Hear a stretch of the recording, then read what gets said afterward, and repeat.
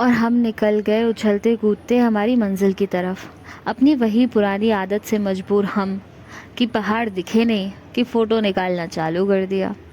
रास्ते में इतने सारे नारियल के पेड़ को देखकर और लोनावला को जाने वाली रोड को देखकर मन तो बहुत किया कि उधर ही निकल ले, पर हर गरीब के सपने कहाँ ही पूरे होते हैं। पर आज तो सूर्य देव भी हम पर बहुत मेहरबान हो रहे थे।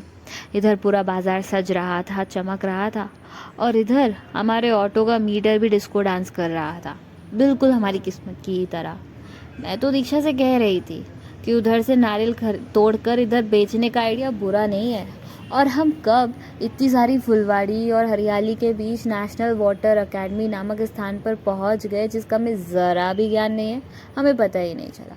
फिर हमने नांदेड़ सिटी देखी, सिर्फ अमीर लोग रहते हैं यहाँ, ऐसा सुना था मैंने कहा सड़क पे कंसंट्रेट किया जाए। फिर हमने एक ऐसा अद्भुत अनमोल दृश्य देखा जहाँ सख्त लौंडे प्यार में कैसे पिघल जाते हैं, ये साफ साफ देखा जा सकता है। फिर हमने 2 विंटेज कार्स देखी जो किसी नई नवेली दुल्हन से कम लग नहीं रही थी। बस मौसम का आनंद लेते हुए और यही सब हरकतें करते हुए हम पहुंच गए हमारी मंजिल पे, खड़गवासला डैम।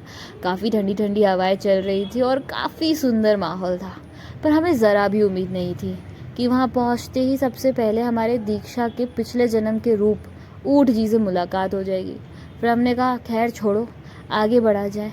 वहाँ हम पहुँचे ही थे कि हमने सबसे पहले वहाँ पहुँचकर पहले तो बाएं देखा, फिर हमने दाएं देखा, और इतनी भीड़ को देखकर हमने कहा पानी को ही निहार लिया जाए।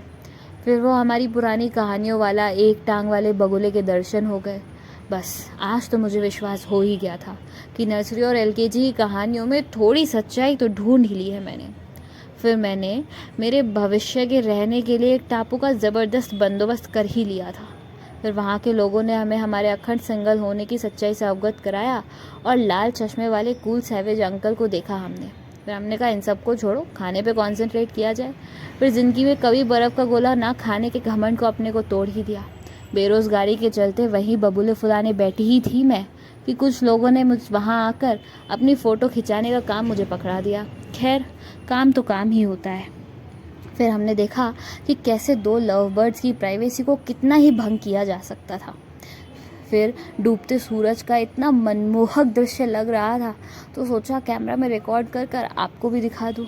फिर मैंने देखा कि कुछ बहुत ही इम्पोर्टेंट वार्तालाप चल रही थी दीक्षा के पिछले जन्म की और मेरे पिछले जन्म के रूप के बीच में।